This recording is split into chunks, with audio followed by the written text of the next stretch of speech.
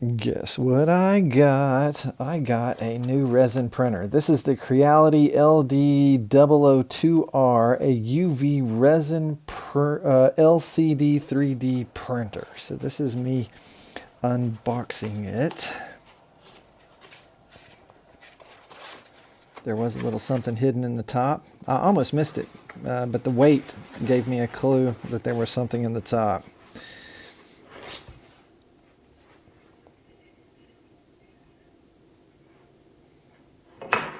The top was solid, did not have any holes in it like some.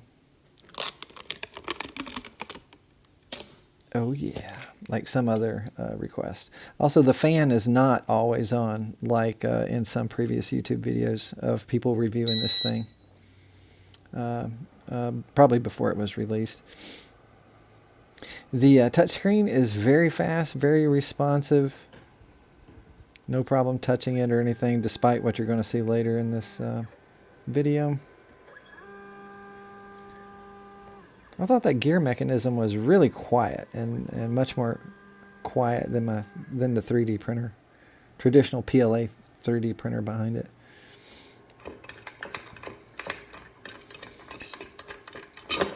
Now this is me unscrewing the resin vat for the first time. I was wiping it down. I didn't notice that the protective screen on there at first, so now I removed that and it was crystal clean underneath, so it was looking really good. But the resin vat itself was pretty dusty. A previous YouTuber had noticed that as well, so I used a little air. And also I gave it a wipe down with a microfiber towel. We're going to talk about this resin vat a little more later. And look, one of the things that was a concern, there's a divot that was in that membrane. Actually, two divots. And yes, it does sound like a drum. We're going to come back and revisit this. Here's the stuff that came with the printer. I did actually attempt to read the instructions. I did not find the instructions terribly helpful. Creality, I kind of thought it was an American company or something like that, or it would kind of go through some kind of heavy Americanizing process, but there was a lot of, let's say, Chinese influence in the instructions and whatnot. So I don't know what the beeping is about. Again, if it's in the instructions, I didn't see it, so... I did kind of the paper test like I do whenever I'm setting a regular 3D printer. I noticed that the paper would not fit at all there on the left, but it did get underneath there on the right. So despite the claim of it being leveled at the factory, it looked like it did actually need some adjustments. So I got it floating again.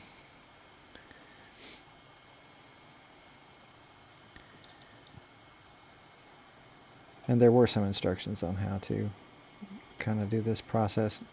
Not so much English, but more kind of pictures that were not terribly well drawn.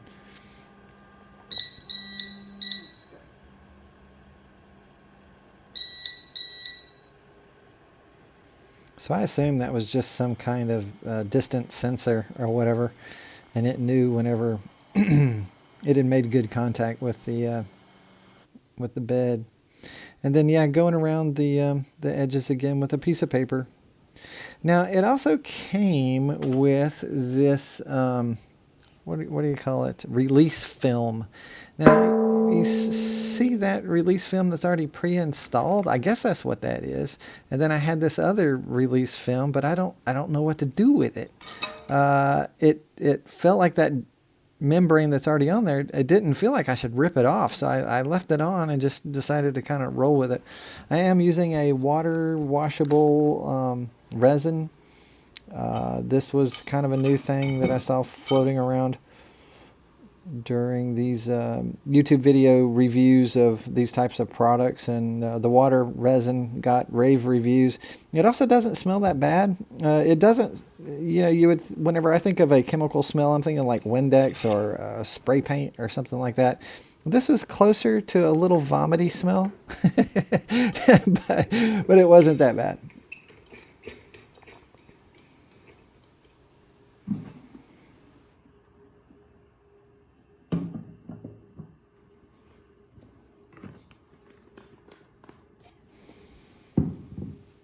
So at this point in time, my inclination was to go to the Creality website and download their slicer and that other file there, but we're not supposed to do that. We're supposed to use a slicer called Box.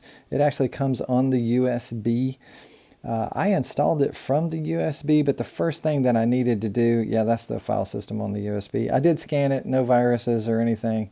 But whenever I loaded it for the first time, it did actually say I was behind a version. So I had to go out to a different website, I guess the Box website actually, and download a new version. So the slicing software looked very familiar, similar to Cura, a little more graphic-y.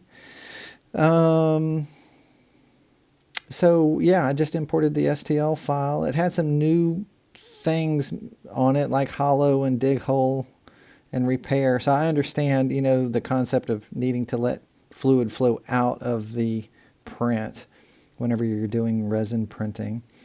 And so, yeah, so I saved it to the USB and moved it to the 3D printer. And unfortunately, to my surprise, so I see the file there.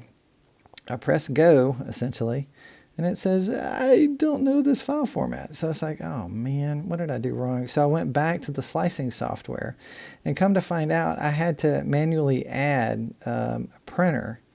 It was not where you would expect it, kind of under file, the file area. Anyway, it was in the setup area, bottom right. So anyway, so I resliced it and resaved it to the USB, moved it back to the printer. Now this part I thought was pretty darn cool. So it sees the file now. Nice. Represents it on the screen, and I press go, and it seemed to work just fine. Now that said, it's going to start beeping at me, and I don't know why it beeps at me for like the first three, what would you call it, layers. So watch this. See, so it's beeping at me. I don't know why. There's no message on the screen. That's a longer beep. I don't know if the beeping is good or bad. Yeah. Beeping's always bad, isn't it? I don't know if beeping's good or bad. So anyway, but again, no message on the screen or anything. Yeah, I don't know about this. And so the front display is really cool because it gives you an estimated number of hours. I was shocked, though, how many hours it was going to take. But later on, I would realize that I had done a layer height of 0.05. You know, it's making some progress because it's counting this up. 5 of, I assume that's 1,113 slices. Yeah, and I'm right. And it stopped beeping at me after slice. Yeah, because after the first... I just noticed this. It prints on the screen what it's, the layer it's at, what it's going to print. So it lifts, it's not printing anything. And then whenever it mashes down again, then that's what it's going to print.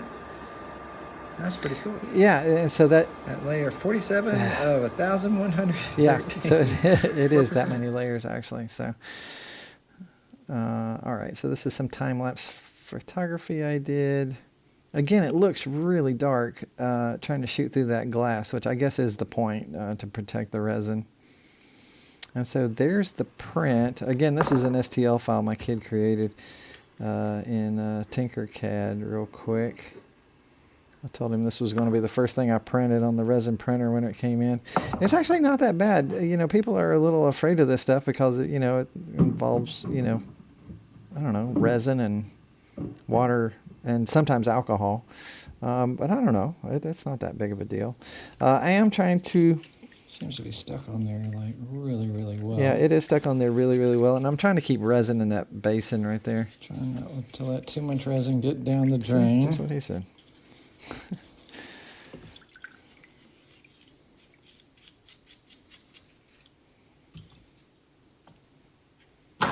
That brush was super cheap too. It's stuck to there. It printed some little pillars and supports there. Yeah, it automatically separated the bottom pillar. We drew this. Wow, I feel like I could we drew the circle, and yeah, this thing did not want to separate at all.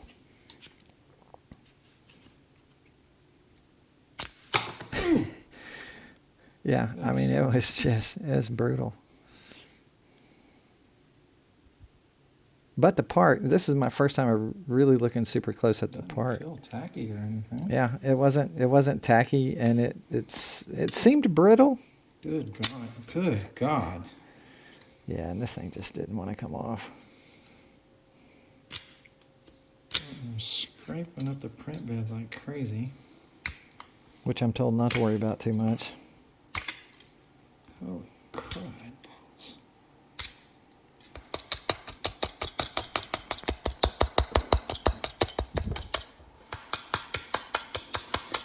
Parts flying off.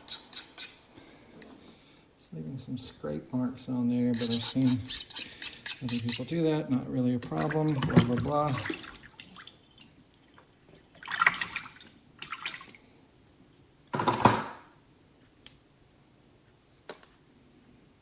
The supports broke off really, really easy. Now, I don't know what that means for the tolerance of the little man here. By tolerance, I don't know how fragile it is.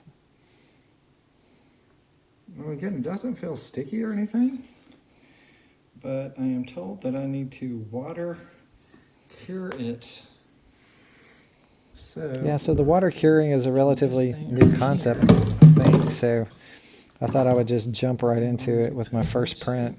That's slightly warm water. Just chucking it in there. And then this is a thing that I just built while I was waiting on the print, a 5-hour print. I built this bucket with the UV lights and a little switch and all that sort of stuff. I'll make a separate video about that. But yeah, just let it sit for about 30 minutes. Shut down now. And I have no idea, how long to leave it in there for. So again, it didn't feel tacky going into it. So, that's what I was expecting to go away as some kind of tacky feeling, but I don't know, it kind of felt like it did whenever it went in. Maybe 30 minutes isn't long enough. I will say this though, that base was a little bit soft on further review, but the rest of the man felt totally fine. And look at the tolerance on this. Look at his head. So again, I printed in 0.05 layers. And look at the smoothness of that head. I mean, again, I'm coming from regular kind of PLA 3D printing world, and this kind of precision just blew me away. And again, that base down there is a little soft, but other than that, I mean, this thing feels pretty rock solid. Maybe a tinge brittle, but whatever. So anyway, that's my review of my experience with my brand new Creality LD002R UV Resin LCD 3D printer. Hope that helps someone. Bye.